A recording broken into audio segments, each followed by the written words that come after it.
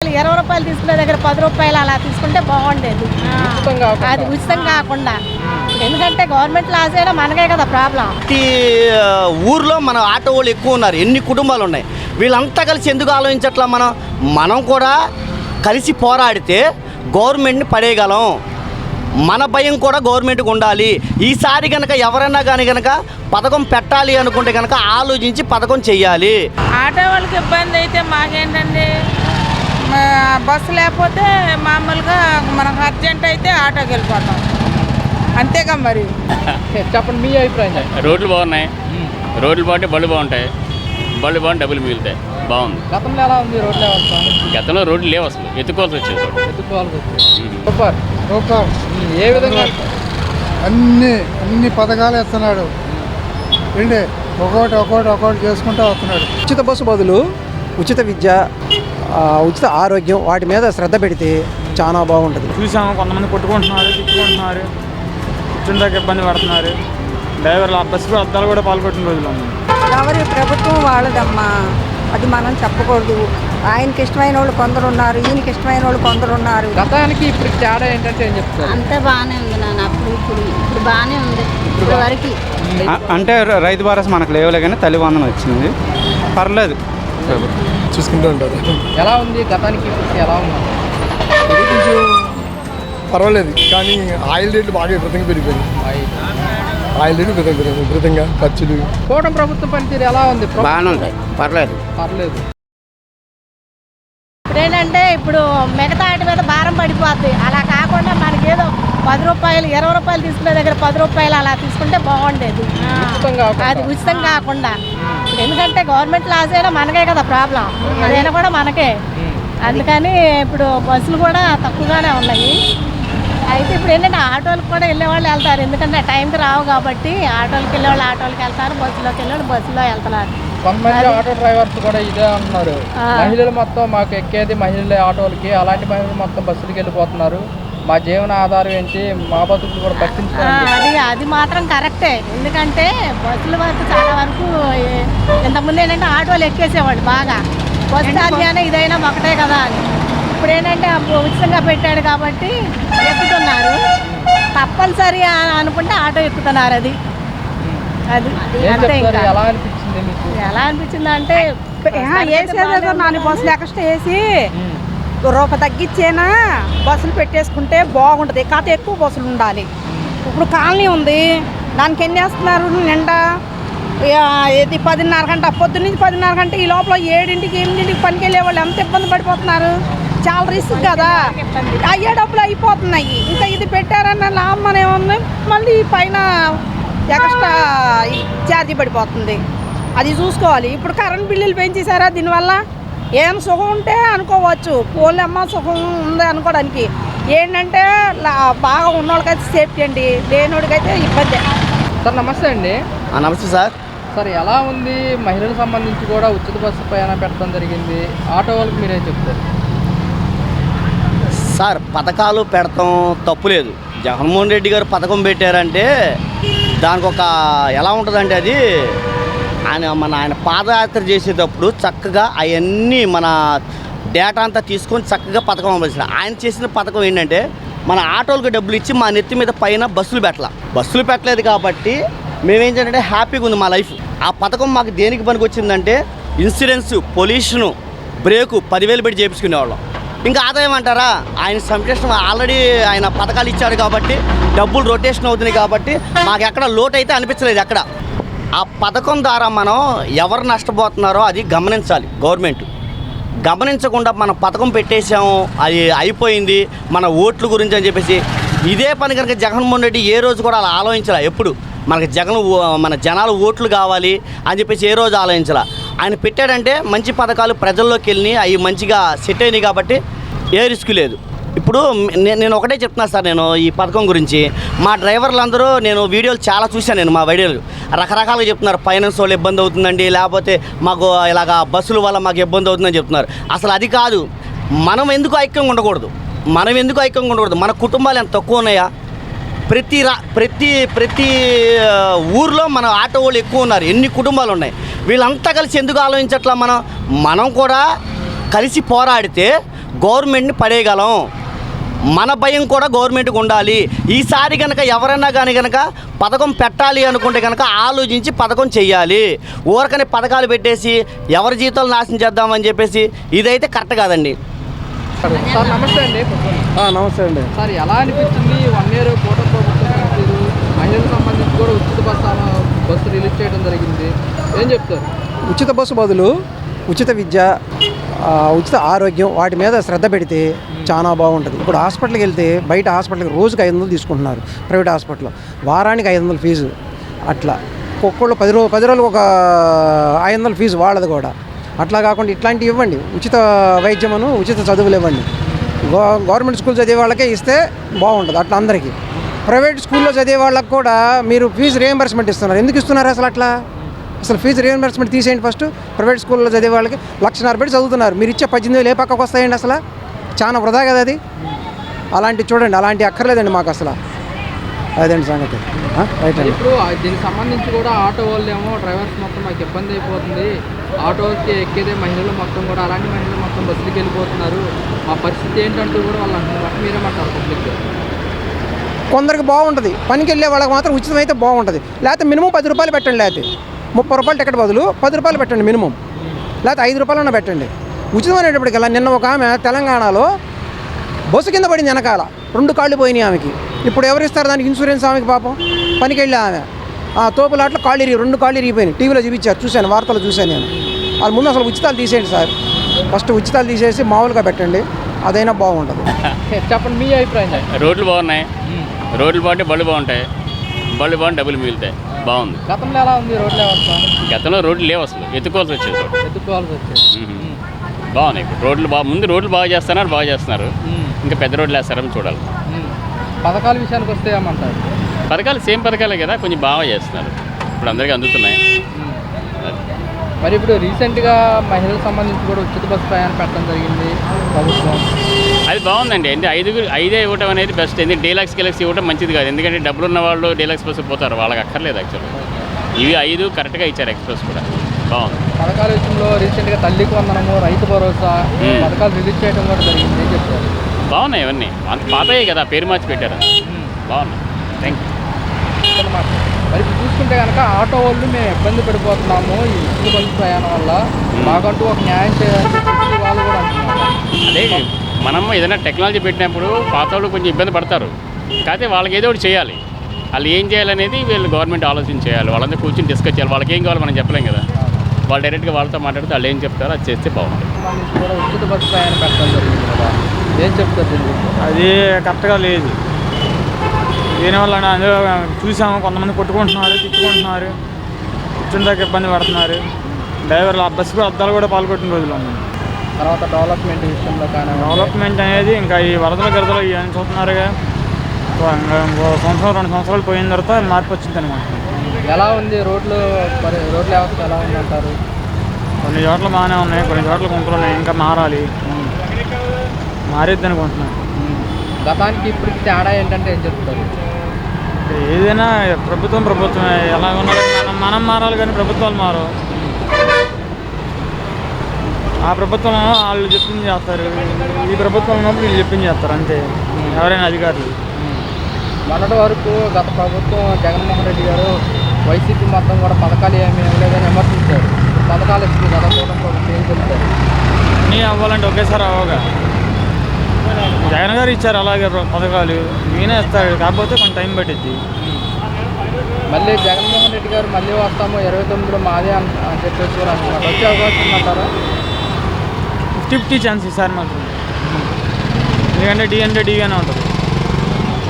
అంటే 11 సీట్లకే పడిపోయింది ఈసారి, ఆ పార్టీ కనుమరుగైపోతుంది, రాదని చెప్పేసి కూడా అంటున్నమాట. మరి మీరేమంటారు పబ్లిక్గా? పబ్లిక్గా నేను అనుకునేది ఏంటంటే జగన్కి జనాల ఆధారం ఉంది, 2 ఈక్వల్గానే ఉన్నాయి. ఓకే. అంటే మొన్న జగన్మోహన్ రెడ్డి గారు పులివిందుల ఏరియా కూడా మొత్తం జడ్పీటీసీలో టీడీపీ కలవడం జరిగింది కదా, నేను టీవీలో చూసాను ఏమేం జరిగినాయి, దాని గురించి మాట్లాడుకుంటాం అన్నారు. ఎందుకంటే అందరూ తెలిసింది అది ఏం జరిగింది ఏంటనేది. జగనే, చంద్రబాబు నాయుడు మిగతా పార్టీలు ఏదైనా ఈ రెండింటిలో కలవాలే తప్ప వీళ్ళు కలవరుగా వేరే పార్టీలు. సూపర్. ఏ విధంగా అన్ని పథకాలు ఇస్తున్నాడు. ఏంటి ఒక్కొక్కటి చేసుకుంటూ వస్తున్నాడు చంద్రబాబు నాయుడు గారు. అమరావతి డెవలప్ అవుతుంది, పోలవరం ప్రాజెక్టు అన్నీ కంప్లీట్ అయిపోతాయి, ఏం డౌట్ లేదు. వైసీపీ వాళ్ళు చెప్పేది అంతా మాయా. వాళ్ళు 11 కాదు, ఈసారి 1 కూడా రాదు. జగన్మోహన్ రెడ్డి గెలవడం. మేమే గెలుస్తాము ఇవన్నీ ఒకదంపుడు మాట నేను చెప్పొచ్చు. వాళ్ళు ఎప్పుడైనా సరే బూతులు తిడతాం, విమర్శించడం మానేస్తే వాళ్ళకి ఏదైనా టికెట్లన్నీ వస్తాయి. అన్నీ మానేసి చక్కగా ప్రజల దగ్గరికి వెళ్ళి మేము తప్పు చేసామమ్మా, మేము సరిదిద్దుకుంటే అంత మంచి జరుగుద్ది. లేకపోతే ఒకటి కూడా జగన్మోహన్ రెడ్డి కూడా గెలవడం పులివెందులు. మొన్న జడ్పీటీసీ ఎన్నికల్లో పులివెందులు కూడా బంపరు అది. అవన్నీ రిగ్గింగ్ కాదు, ఏం కాదు. ప్రజలు 30 ఏళ్ళ మట్టి అల్లాడిపోయారు ఓటేయకుండా. స్వచ్ఛందంగా బయటకు వచ్చి చేశారు. తప్పే ఉందా అంటే పులివెందుల ఓటర్లు మొత్తం అడ్డుకున్నారు, పోలీస్ వ్యవస్థ మొత్తం వాళ్ళకే సపోర్ట్. బాబు ఇవన్నీ ఒకదంపుడు మాటలు, పనికిరాని మాటలు. బాబాయ్ ఆగు. పెన్షన్ వస్తుందా టైంకి? పెన్షన్ వస్తుంది నాన్న, వస్తుంది నాన్న. నాకెప్పుడో 70 రూపాయల దగ్గర నుండి పెన్షన్. అబ్బాయికి 11 ఏళ్ళప్పుడు వాళ్ళ నాన్నగారు అయిపోయారు. అప్పటి నుండి వాడే మొన్నటి వరకు 40 ఏళ్ళు వచ్చే వరకు పెంచాడు. వాడు చనిపోయాడు. ఇప్పుడు నేనేదో పని చేసుకొని బతుకుతున్నాను. పెన్షన్ ఆ పెన్షనే ఇవాళకి 70 రూపాయల పెన్షన్ నుండి ఇవాళకి 4000 అయింది. ఎలా అనిపిస్తుంది? 4000 ఎలా ఉపయోగపడుతున్నాయి అమ్మ? 4000 ఎలా ఉపయోగపడుతున్నాయి అంటారు? ఇంటద్దే కట్టుకోవాలి కదా నా 2000 పైన ఇంటద్ది కట్టాలి. అక్కడక్కడ పని చేసుకుంటే ఏదో ఒక 2000 వస్తాయి. అలా తినడానికి గుడ్డకి సరిపోతుంది. మరి మహిళలకు సంబంధించి కూడా ఉచిత బస్సు ప్రయాణం తీసుకొచ్చింది ప్రభుత్వం. ఉచిత బస్సు ఎక్కుతున్నాం కదా నాన్న. ఉచిత బస్సులోనే ఇప్పుడు దిగా అక్కడ నేను చెప్తున్నాను కదా. ఎలా అనిపిస్తుంది? బాగానే ఉందమ్మా, ఇప్పటికి బాగానే ఉంది. అంటే బస్సులో రద్దీ కానీ అలా రద్దీ ఉన్నా మనం ముందెక్కుతాం. కాలనీ వాంబే కాలనీ నేను ఉండేది, ముందే ఎక్కేస్తాను, సీట్ ఉంటుంది. తర్వాత రద్దీ అంటే మరి రద్దీగానే ఉంటుందిగా. ఆటోలు ఎక్కే వాళ్ళందరూ ఇప్పుడు బస్సులు ఎక్కేస్తున్నారు. ఇంకేం చెప్పను నేను. ఎవరైనా రూపాయి మిగులుద్దనే ఆశపడతారు. అది అంతా బాగానే ఉంది నాన్న, అంతా బాగానే ఉంది ఇప్పటి వరకు. రేషన్ వస్తుంది 5 కేజీలు చాలు. అలా కాలం. ఓకే. మరి అమరావతి కూడా పూర్తి చేస్తామని చెప్తున్నారు చంద్రబాబు నాయుడు గారు. ఎలా అనిపిస్తుంది అమరావతికి? ఏమండి, అది అమరావతి ఉంటేనే మనకి ఆంధ్రప్రదేశ్ సురక్షితంగా ఉంటుందని నా ఉద్దేశం. నా ఉద్దేశం. తర్వాత సంగతి దేవుడికే తెలుసు. అవన్నీ నాకు తెలియవు రాజకీయాలు పెద్దగా. ఏమో అది వస్తే సురక్షితంగా ఉంటుంది అని అనుకున్న విధానం నాది. గతానికి ఇప్పుడు తేడా ఏంటంటే ఏం చెప్తారు? గతంలో అంటే నాన్న అన్నీ చౌకగా ఉండేవి, అన్నీ అందుబాటులో ఉండేవి, చౌకగా ఉండేవి. 10 రూపాయలు ఇవాళ 100 రూపాయలు, ఆ రోజు 10 రూపాయలు ఖర్చు పెట్టేవాళ్ళం. ఆ రోజు మనం 100 రూపాయలు పెట్టుకున్నది ఇవాళ 1000 రూపాయలు పెట్టినా మనకు దొరకట్లా. అన్నీ రద్దీలు చెప్తున్నాం అన్నమాట. అన్నీ పెరిగిపోయినాయి, ధరలు పెరిగిపోయినాయి, బియ్యాల రేట్లు పెరిగిపోయినాయి, కాయగూరల రేట్లు పెరిగిపోయినాయి, ఇంటద్దులు పెరిగిపోయినాయి. చెప్పాలంటే అది అలా. జగన్ గారు నాన్న ఇంకా వాళ్ళ గురించి మనం చెప్పకూడదు. ఎవరి ప్రభుత్వం వాళ్ళదమ్మా, అది మనం చెప్పకూడదు. ఆయనకి ఇష్టమైన వాళ్ళు కొందరు ఉన్నారు, ఈయనకి ఇష్టమైన వాళ్ళు కొందరు ఉన్నారు. కాకపోతే ఏంటంటే మనకు అన్నగారు తెచ్చిన ఎన్టీఆర్ ఇది మాత్రం నేను బాగుంది అని నేను అనుకుంటున్నాను. ఉన్నమాట మనసులో మాట అది. ఆయన ఏదో మనకు పెట్టలేదు, ఈయన పెడుతున్నాడని కాదు. సురక్షితంగా ఉండాలంటే ఎన్టీఆర్ పరిపాలన, చంద్రబాబు నాయుడు బాబుది బాగుంది. పథకాల విషయంలో కానివ్వండి, ఏమేమి వచ్చాయి మీకు ఇప్పుడు? నాకైతే ఏం తెలియదు నాన్న. నాకు పెన్షన్ ఒకటి వస్తుంది. పెన్షన్ టైంకి వస్తుంది? ఎంత వస్తుంది పెన్షన్? 4000 వస్తుంది. సంతోషమేనా మరి? గతానికి ఇప్పుడు తేడా ఏంటంటే ఏం చెప్తారు? అంతా బాగానే ఉంది నాన్న. ఇప్పుడు బాగానే ఉంది ఇప్పుడు వరకు. మరి మహిళలకు ఉచిత బస్సు ప్రయాణం కూడా పెడుతుంది? పెట్టారమ్మా, బాగానే ఉంది. ఖాళీగానే వెళ్తున్నాం. రద్దీగా మరి దీని మీద విమర్శలు కూడా వస్తున్నాయి కదా.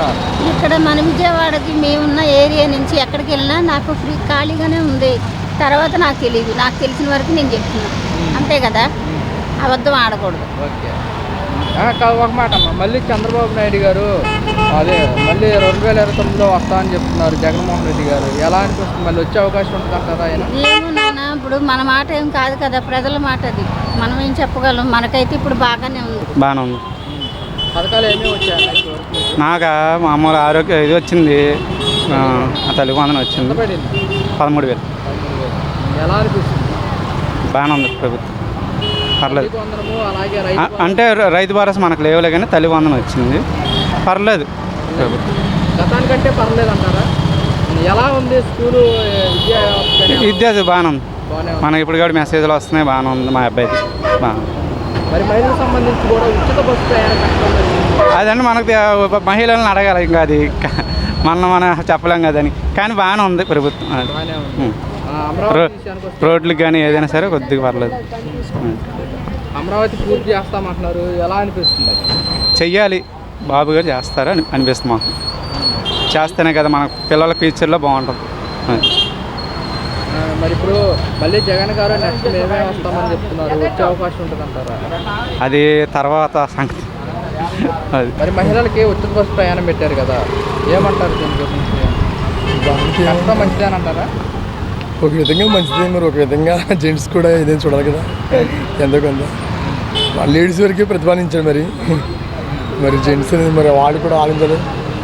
ప్రతి రంగంలోని మరి వాళ్ళు కూడా కొంచెం ఏది కల్పించాలి కొద్దిగా తెలియదు దాంట్లో. దీనివల్ల ఆటో వాళ్ళు ఏమో మేము ఇబ్బంది పడిపోతున్నాము, మహిళలు మొత్తం బస్సుకి వెళ్ళిపోతే మా పరిస్థితి ఇబ్బంది ఏముంది, ఎవరి పనాలు చేసుకోవాలి. మరి వెళ్ళే వాళ్ళు వెళ్తున్నారు ఆటోకి, వచ్చే వాళ్ళు వస్తున్నారు. అలాగని సిటీ బస్సు రెగ్యులర్గా టైంకి రాదు కదా, అది వచ్చేది వీళ్ళు ఎక్కాలి. అందుకని మన కావాలి పొద్దున్న ఏదైనా త్వరగా ప్రవేశపెట్టరు కదా, ఎవరిది వాళ్ళే చూసుకుంటూ ఉంటారు. ఎలా ఉంది గతానికి ఎలా ఉంది? ఇది కొంచెం పర్వాలేదు, కానీ ఆయిల్ రేట్లు బాగా విపరీతంగా పెరిగిపోయినాయి.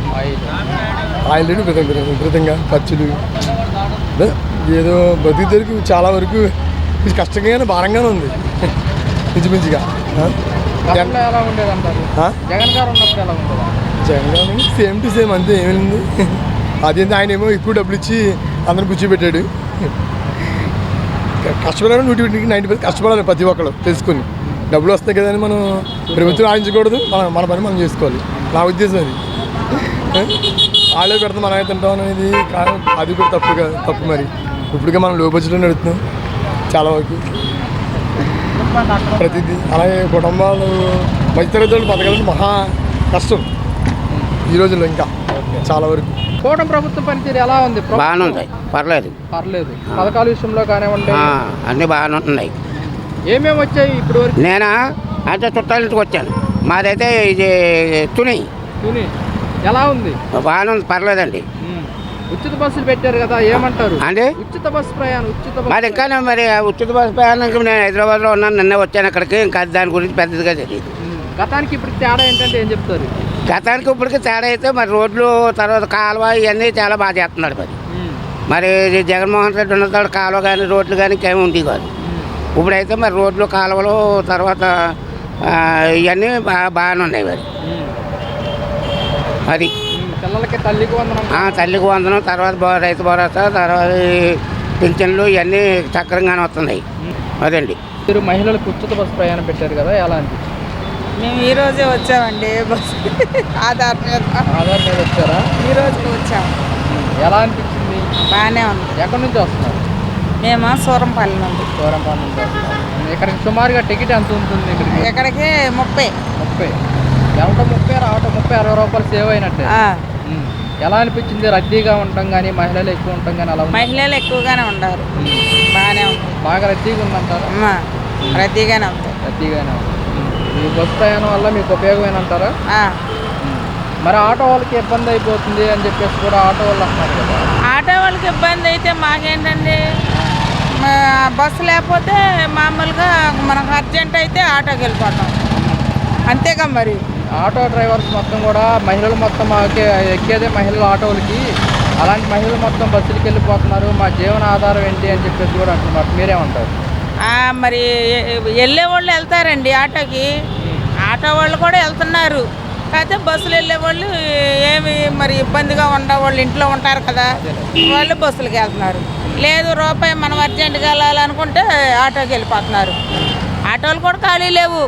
ఇప్పుడు మేము చూసాం అక్కడ బస్ కోసం. అదండి. ఎలా అనిపించింది ఈ సంవత్సరం కూటమి ప్రభుత్వం పనితీరు ఎలా ఉందంటారు? బాగానే ఉందా? గతానికంటే పర్లేదు అంటారా? పర్వాలేదు. గతంలో ఎలా ఉండేది అంటారు జగన్ గారు ఉన్నప్పుడు?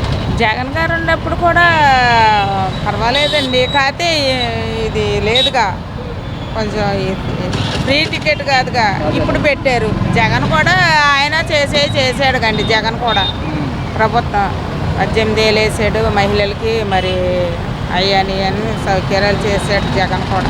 ప్రభుత్వం పనితీరు ఎలా ఉందంటారు? బాగానే ఉంది. పథకాల విషయంలో కానివ్వండి, కింద పెట్టండి బరువు పర్వాలేదు, వెళ్ళిపోతాను.